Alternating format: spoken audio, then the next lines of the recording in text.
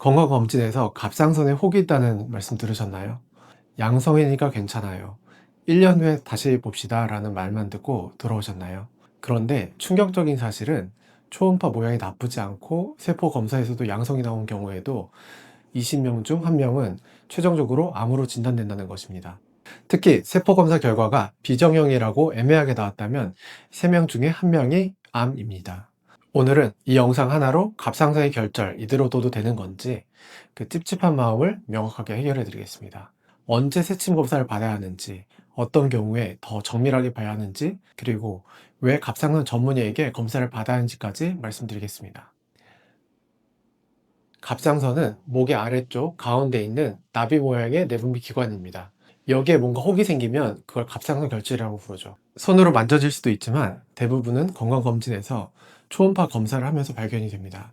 혈액 검사로는 갑상선에 결절이 있는지 암이 있는지 알 수가 없습니다.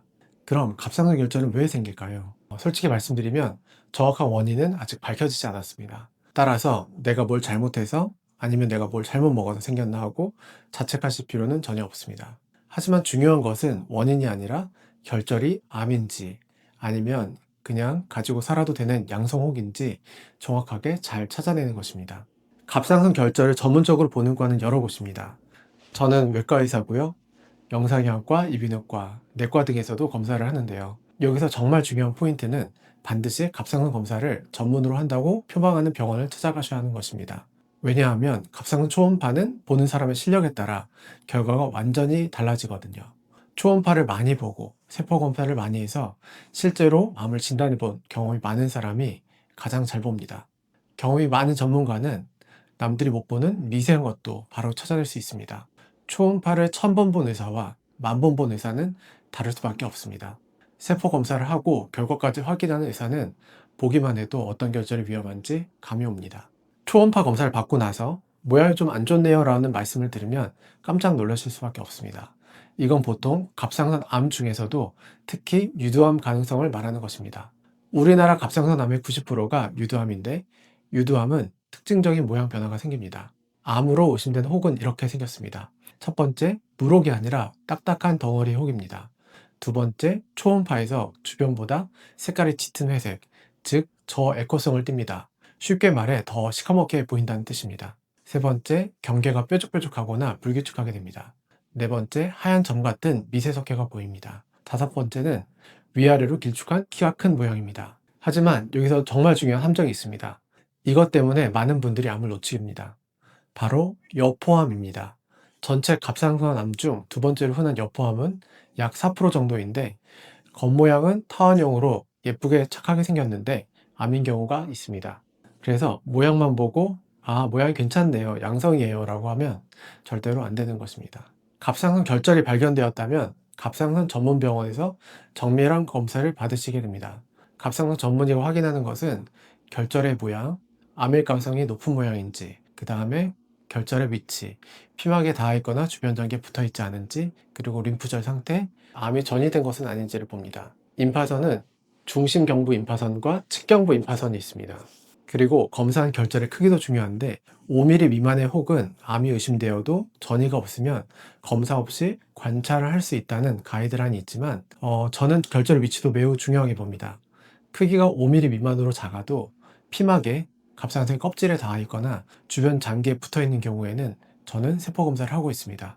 왜냐하면 이런 위치에 있는 암은 크기가 작아도 주변으로 침몰할 위험이 높기 때문입니다.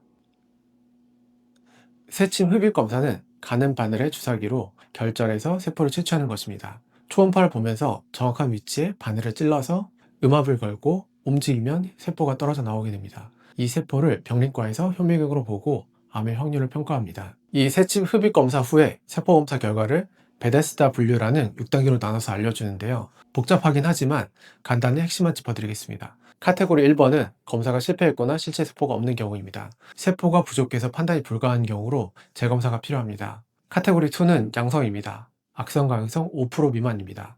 카테고리 3는 비정형, 카테고리 4는 여포성 종양 의심입니다. 이때에는 암 가능성이 20에서 30%로 이 단계가 가장 고민되는 구간입니다. 카테고리 5번과 6번은 악성 카테고리입니다. 카테고리 5번은 암이 강력히 의심돼서 80% 이상일 때, 카테고리 6번은 거의 확실한 암입니다.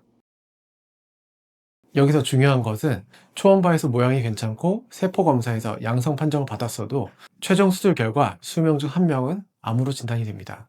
카테고리 3인 비정형은 심지어 3명 중 1명까지 암으로 나옵니다. 그럼 어떻게 암을 놓치지 않을 수 있을까요? 첫 번째, 초음파를 정밀하게 봐야 합니다. 경험이 부족한 의사가 보면 미세석회나 경계의 미세한 불규칙성을 보지 못할 수 있습니다. 그리고 림프절 전이는 확인하지 않고 또한 여포암의 가능성도 간과할 수 있습니다.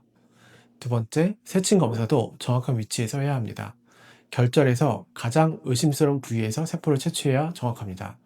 바늘을 결절에 어디에 찌르냐가 결과를 완전히 바꿀 수 있습니다. 1cm 미만의 혹을 초음파를 보면서 얇은 바늘을 넣어서 하는 검사이기 때문에 검사자의 눈과 손이 중요합니다. 세 번째, 애매한 경우는 재검사나 총생검을 고려해야 합니다. 비정형이 나왔는데 초음파 모양이 의심스럽다면 추적 관찰만 하시면 안 됩니다. 더 굵은 바늘로 하는 총생검이나 3개월 뒤 재검사가 필요합니다. 갑상선 결절의 가장 큰 특징은 증상이 거의 없다는 것입니다.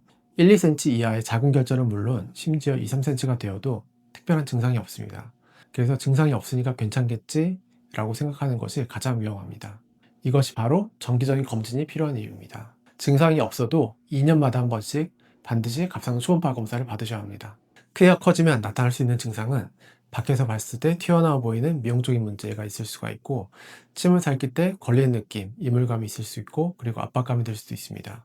하지만 말씀드린 것처럼 5cm가 되어도 임파선 전이까지 되어도 불편함을 못 느끼는 분들도 많습니다. 증상이 있을 때는 이미 늦은 경우가 많습니다. 그래서 증상이 없어도 2년마다 한 번씩 갑상선 초음파를 꼭 받으세요. 이제 정리해 보겠습니다. 갑상선 결절은 초음파로만 확인 가능합니다. 양성으로 판정되었다고 100% 믿으면 안 됩니다. 모양만 보고 판단하면 여포암을 놓칠 수 있습니다. 결절의 위치도 중요합니다. 피막이나 주변 장기 근처에 위치하고 있는지 확인해 하셔야 합니다. 초음파를 많이 보고 세포 검사를 많이 하고 암 진단 경험이 많은 의사에게 가시는 것이 좋습니다. 증상이 없어도 2년마다 한 번씩은 갑상선 초음파를 받으셔야 합니다. 갑상선 암은 조기에 발견하면 수술로 완치가 가능합니다. 다른 병원에서 괜찮다고 했는데 뭔가 찝찝하다거나 가족력이 있다면 갑상선 전문 의사에게 다시 한번 확인받으시는 것이 좋습니다. 궁금한 점이 있으시다면 댓글로 남겨주시고 도움이 되셨다면 구독과 좋아요를 부탁드리겠습니다. 항상 건강하세요. 감사합니다.